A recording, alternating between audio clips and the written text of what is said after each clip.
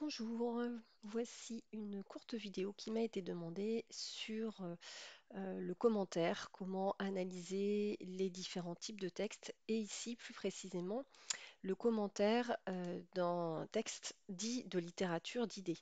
La littérature d'idées, c'est le quatrième objet d'étude après le roman, le théâtre et la poésie, qui est un genre, enfin ça n'est même pas un genre, c'est un ensemble de textes qu'on a regroupés, qui appartiennent à différents genres différents, hein, contrairement aux autres objets d'étude qui concernent des genres précis. Mais on va dire que ce sont des textes qui montrent une volonté de réfléchir sur un sujet, de défendre une idée, défendre une personne, etc. Donc, comment se retrouver dans ce grand fourre-tout qu'est la littérature d'idées? Je vous propose déjà de faire une distinction entre argumentation directe et argumentation indirecte. L'argumentation directe montre la présence du locuteur qui prend la parole en son nom, donc à la première personne, afin de montrer sa pensée sur un sujet donné. Donc celui qui écrit, l'auteur, est le locuteur et il prend la parole en son nom. Pour plusieurs raisons, c'est ce qu'on appelle la visée. Ça peut être pour réfléchir sur un sujet, pour examiner une question philosophique, par exemple, hein, c'est le cas des essais, des textes un peu méditatifs, comme celui qui a été donné l'année dernière avec Diderot.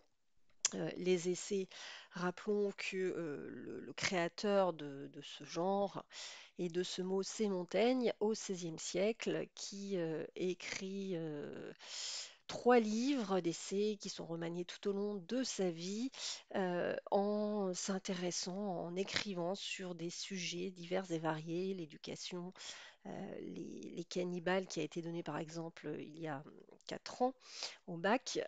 Et donc à partir d'expériences, du vécu de l'auteur, l'auteur Montaigne va proposer son idée sur le sujet, en dialoguant en plus avec d'autres auteurs, notamment de l'Antiquité. Donc voilà, ça peut être juste, on réfléchit, on se pose des questions, qu'est-ce que l'éducation, qu'est-ce que la bonne éducation, par exemple. On peut éventuellement défendre une thèse. Donc là, on va avoir un texte qui est beaucoup plus engagé, on va dire, avec une argumentation. Le vocabulaire de l'argumentation minimale à connaître, c'est la thèse, l'idée qui est soutenue, éventuellement l'antithèse, l'idée des adversaires, les arguments qui viennent soutenir la thèse, c'est-à-dire le pourquoi de on pense telle chose, et enfin des exemples qui viennent illustrer l'idée défendue. On peut s'intéresser, quand on est dans de l'argumentation pure, ce qui arrive assez peu finalement sur les textes de Bach, au type de raisonnement inductif, déductif, au type d'argument, de valeur, d'autorité, etc. Ça demanderait une vidéo à elle toute seule et de fait, on ne peut pas dire que beaucoup de textes permettent d'utiliser tout ce vocabulaire. Ce sera peut-être plus le cas en philosophie l'année prochaine. L'autre visée possible, c'est faire l'éloge ou le blâme de quelqu'un, c'est ce qu'on appelle le discours épidictique, ou de quelque chose éventuellement dans un discours moraliste. On peut également attaquer, défendre quelqu'un dans un discours judiciaire. Là, vous voyez, je suis en train d'emprunter plutôt à la rhétorique, et c'est un peu la difficulté. Donc, quand on étudie l'argumentation, c'est que ça fait référence à différentes choses, des techniques d'argumentation, d'analyse du développement, et puis des outils plus liés à la rhétorique. Donc, si vous êtes dans l'argumentation directe, il sera particulièrement intéressant de mettre en évidence la tonalité. Est-ce qu'on est dans une tonalité polémique qui va donc être assez agressive, qui va par exemple désigner des adversaires, les discréditer, etc. Satirique, on est en train de faire la critique de quelqu'un, de quelque chose, souvent avec une pointe d'humour, voire d'ironie. Et enfin, la tonalité didactique qui, elle, peut sembler un peu plus neutre, c'est plus la position du professeur qui enseigne, qui a la vérité et qui va donc, par exemple, utiliser des présents de vérité générale.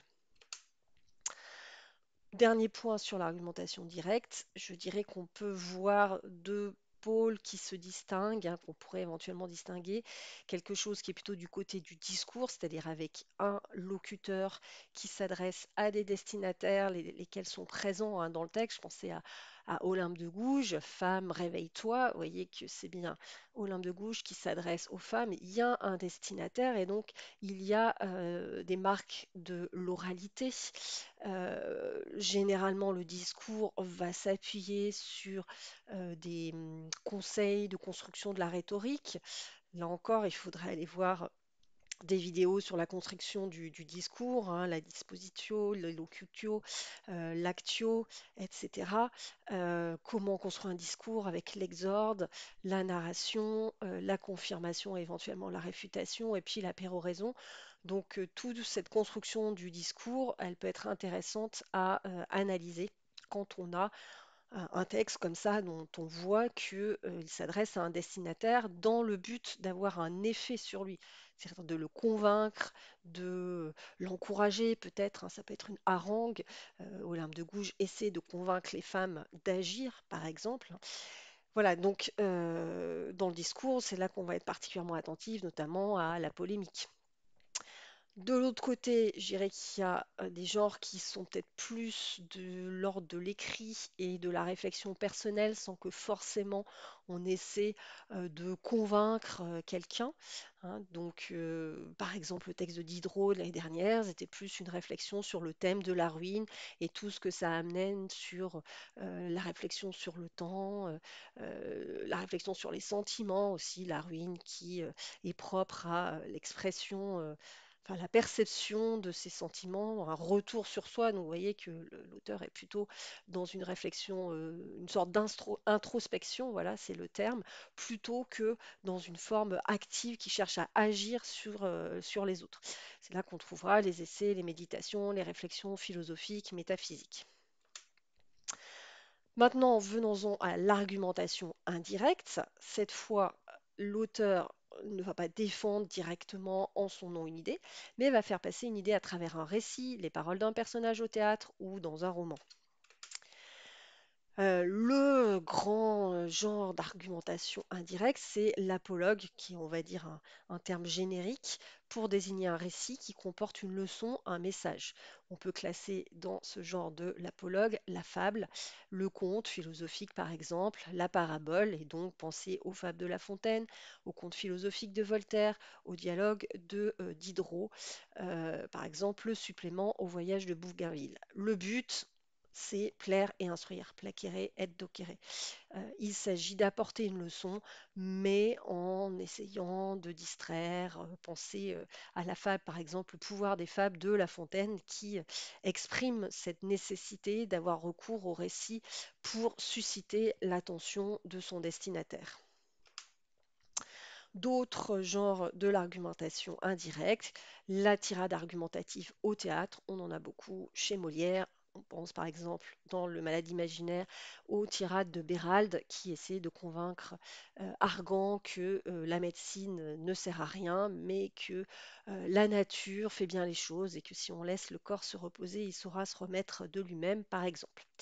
Le roman didactique, il y a eu, il y a quelques années, dans les centres américains, je crois, un texte du Télémaque de Fénelon qui était un texte argumentatif, donc une réplique, enfin un long discours je me souviens plus, de l'éducateur à Télémaque. Bref, le personnage Mentor, voilà. Le personnage de Mentor représentait finalement l'auteur pour défendre une idée, et ici plus exactement pour faire le blâme, on était dans le discours épidictique, du luxe. Et donc, le roman, en fait, était écrit par Fénelon à l'intention du futur roi pour le mettre en garde, pour le conseiller dans son exercice de roi. Donc, il y a une sorte de mise en abîme de la relation Fénelon, le dauphin, et Mentor Télémaque, qui est le fils d'Ulysse. On peut avoir des maximes, par exemple les maximes de La Rochefoucauld, des portraits satiriques comme dans Les Caractères de La Bruyère, qui utilisent aussi le genre de la maxime, c'est-à-dire la sentence assez courte, qui ressemble un peu à un proverbe, hein, qui est donc une forme de leçon de sagesse un petit peu condensée. Voilà, il y aurait sûrement plein d'autres choses, mais je pense que j'ai fait un petit peu le tour des types de textes que vous pouvez avoir en commentaire de textes de littérature d'idées. Voilà, on ne sait jamais ce qui tombe d'une année sur l'autre. Ça peut retomber cette année, comme il peut y avoir évidemment un autre objet d'étude. Voilà pour cette courte vidéo et bonne révision à tous.